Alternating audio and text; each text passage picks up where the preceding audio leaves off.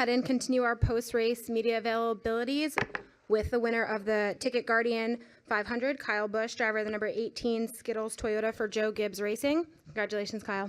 Thank you. Appreciate it.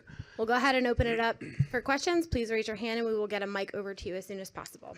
How could there be anything left to talk about? We'll start here with Jeff. After the race, a lot of the drivers were talking about how difficult it was to pass, but it seemed like you were the one car out there that could pass and put your car at different places.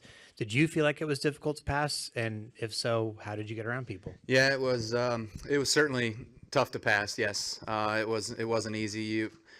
You were really stuck and mired behind guys. I got close to Blaney and then I got real tight and then he kind of got away and then I ran him back down, and it's just kind of like an accordion thing. You cool your stuff off, you go back after him, and then you get too hot and too tight when you're behind him, and then you got to cool back off again. And then you got to wait for traffic. Once Blaney got to traffic, he had the same problems I had because now he's behind other cars that are in front of him.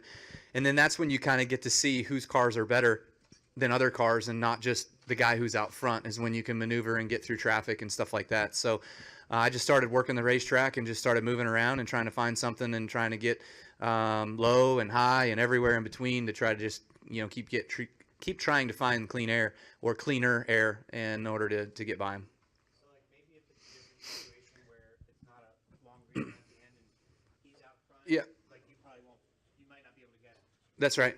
Yep. If it's a 10-lap run, it's his. If it's 20 lap, 30 lap, 40 lap, 50 lap, it's probably his race. But because it was a long enough run, right, that we got to some string of lap, like even some of those stragglers that were a lap car here and then a lap car there and then a lap car there, like he could get through them fast enough that I couldn't do anything with him. But once it got to that train of about 5 of them that Brad was in, and I don't even remember who else was in, I think Hemrick was in, that's when it became tough. Are there any other questions? We'll go to Pat, John, and then Reed. Pat DeCola, NASCAR.com. What's going to feel better, actually getting 200 or never having to answer that question again? Yes. I don't know. It's just we've been talking about it for a long, long time, and certainly. I don't know what else to say that I've not already said. It's just a goal that I set out long time ago. I think it was actually, I don't remember who asked me. It might even have been Carrie Tharp, but just having the opportunities that I have, we just go out there and try to win each and every time we're in a race car. That's what my job is, and we just keep winning, and the stats will keep piling up. Go to John. John Heverland, New Mexico Motorsports Report. So at the start of the race, Ryan Blaney spun the tires. Throughout the day, several guys blew tires. Kevin Harvick and Joey Logano kind of indicated that the tires maybe weren't the greatest. As someone that's been critical of Goodyear, I just wanted to get your thoughts on what the tire was like today.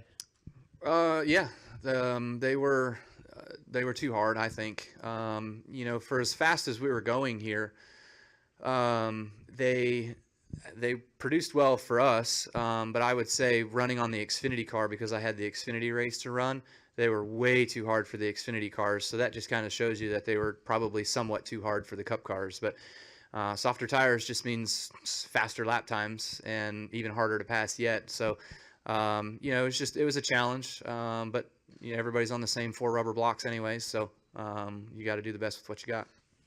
We'll go to Reed and then back to Wolfgang. Reed Spencer with NASCAR Wire.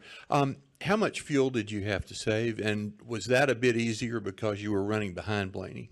Well, When we came off pit road and I was told, we'll be fine on fuel to the end, I didn't really have any fuel worries. I didn't have any thoughts that we were going to be short. So I ran as hard as I could to try to catch Blaney, to try to push him, to try to make sure that that I could wear him down. And once we got to traffic, I felt like that goal was accomplished. And then we were able to, once I cleared him, I was able to kind of save from there on out. But that was only, 12 to go or something like that. So you're not going to save but less than a shot glass in 12 laps of just rolling out of the gas a little early. And that was about it. So it seemed as though we had plenty. We had got to do a burnout and everything else, so we're good. Wolfgang? Buy a Toyota. They got great fuel mileage. Wolfgang Munzer from Germany, Rennsport Press Agency. With so many wins in the NASCAR business, are you maybe also looking for a new challenge like your brother did a couple of years ago and did the Indy 500? Is this maybe an option for you in the future?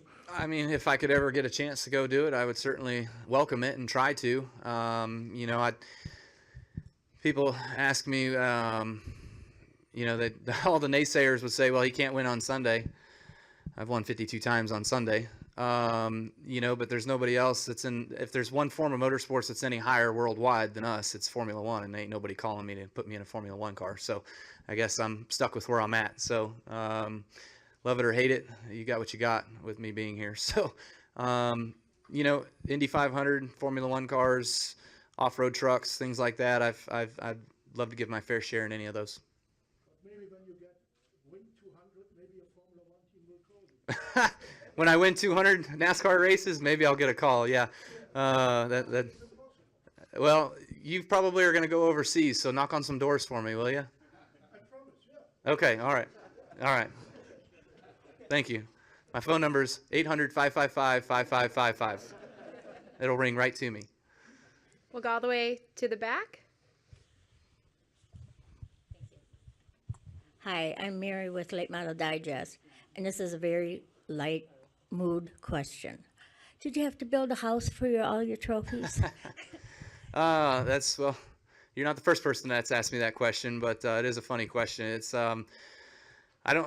yes, I did have to build a house. It's a 77,000 square foot building in Mooresville, North Carolina, that houses Kyle Busch Motorsports and houses 199, well, plus all of the KBM drivers trophies and stuff like that. So we've gotten our fair share of trophy cases that we've gone through, and every time we build a new one, we fill it up. So it's a good problem to have, and it's been fun. There's actually a few trophies in a few people's offices and things like that. A couple of them sitting on the floor, you know, so they're all over the place. Are there any last questions for Kyle? Jim? Jim at motorsport.com. Were you surprised at all at how much varied tired strategy played a role in today's race? And do you see, there seems to have been a little bit more of that in the last couple of races. Do you see more of that playing out this season? Yeah, I think that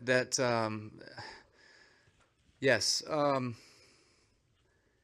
reason why there's more tire strategy and things like that happening is because guys are just trying to jump the line and get farther up towards the front and then hold them off with just blocking their air, you know. So and because it's harder to pass, the tires don't mean as much, even though we put on 4 about every time and we were able to pass up through there. It took us a little while, but you know, it's every week. You know, when the fastest car finally gets out front, it's hard to beat the fastest car unless they mess up, or unless you can get enough adjustments into your car that make you better and faster than the guy that's out front, and you can put on a race. But like today, I felt like the 12 was actually the best car this weekend. He was certainly fast. He sat on the pole. He was really quick, short run speed. But Adam and I, we worked on our race car all practice long to try to make sure that we had longevity and that we can do things to make sure that we were better in the long haul, and that paid off for us today. All right. Thanks, Kyle. Congratulations. Got it. Thank you.